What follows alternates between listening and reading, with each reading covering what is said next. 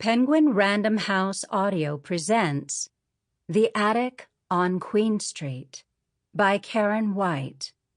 Read for you by Aimée Bruneau.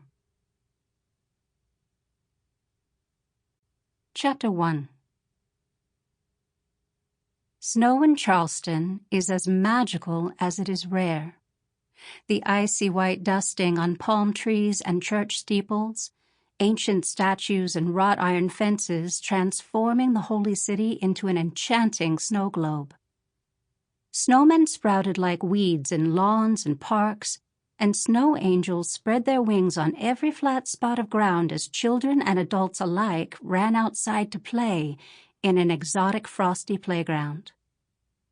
For nearly 3 days after the record-breaking snowstorm, as the temperature began to rise, patches of white clung desperately to every surface, gradually shrinking as the world thawed, leaving only trickling eaves and slushy puddles as a reminder that they had ever been there at all. I watched it all from inside my house on Tradd Street, my heart seemingly as frozen as the icy stalactites dripping from the pineapple fountain in Waterfront Park.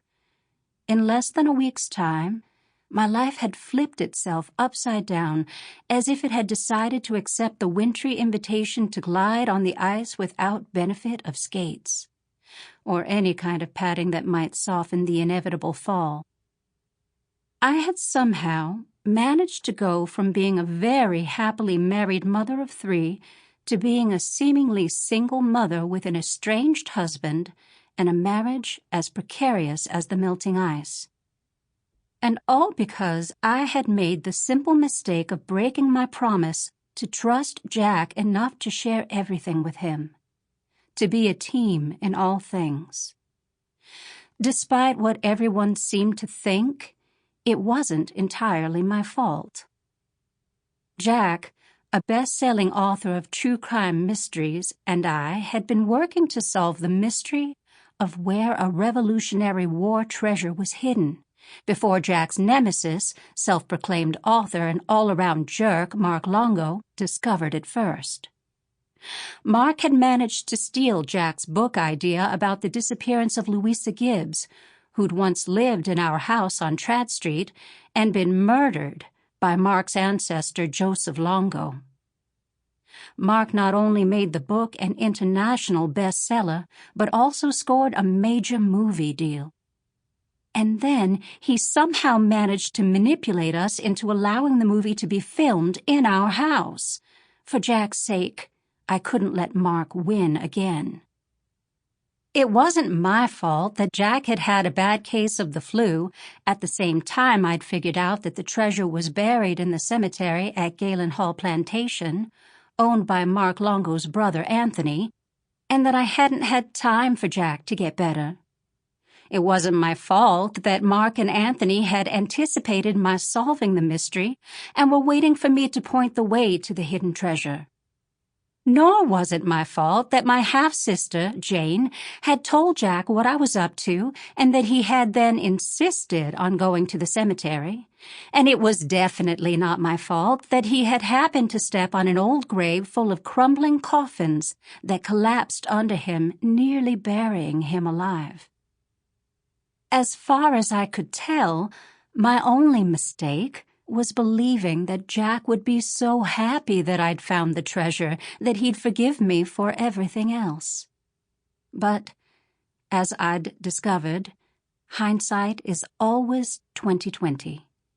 And it turns out that asking for forgiveness is not necessarily easier than asking for permission. I'd rushed through the snow-covered landscape of my Charleston neighborhood to tell Jack that I was sorry, that I'd made a mistake and wouldn't let it happen again, and found him packing his bags. His response had been telling me goodbye, followed by a decisive snap of the front door as it closed in my face. For 3 weeks I didn't leave the house, not wanting to be absent when Jack decided to return.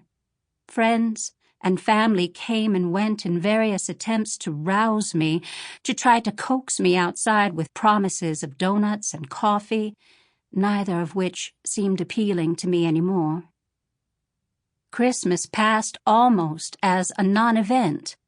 My stepdaughter, Nola, had outdone herself by going against her own dietary preferences and making my favorite gluten and carb-filled desserts and other dishes that I'd done my best to pretend to eat. She and my 21-month-old twins, JJ, for Jack Jr., and Sarah, saved the entire holiday by being the only bright spots of joy. Their nanny, Jane, had bundled them up to take them to Jack's parents' house where they would celebrate Christmas for the second time on the same day. Nola and the twins hadn't seemed to be nearly as upset as I had been at the prospect of their opening more gifts without me there. Gifts that no doubt had been wrapped haphazardly, instead of their every corner being measured for preciseness, and each dab of tape being exactly the same size, since apparently only their mother knew how important those kinds of things were. I'd even showered and washed my hair, with the dim hope that Jack would come himself to collect them, but then had to bravely kiss the children goodbye. My 3 dogs, General Lee, Porgy, and Bess, had whined and snuffled, brightening my mood until I realized that they were upset, not on my behalf, but because they'd wanted to go too. Even after Christmas, when everyone was returning to work, my job as a realtor with Henderson House Realty didn't entice me enough to put on clothes and make my way to my office on Broad Street. It was slow this time of year anyway, and our receptionist, Jolly, promised to call me with anything important.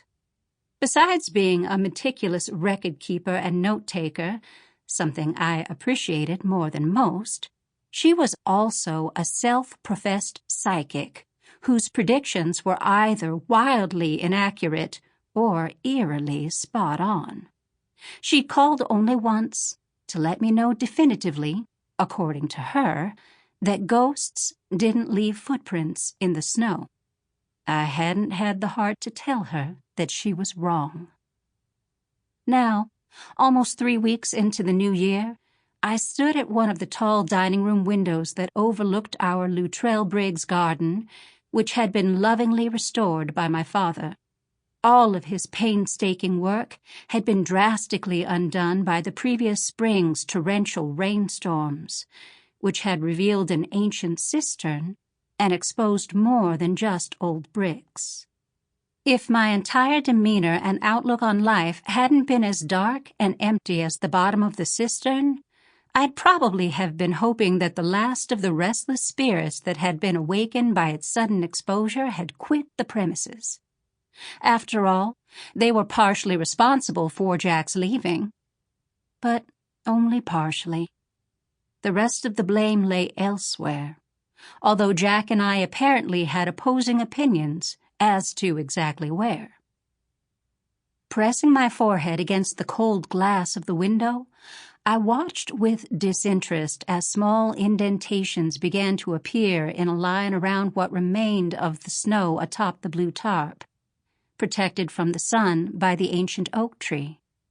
The occasional bare peak of blue canvas made me think of the protruding elbows of frozen swimmers.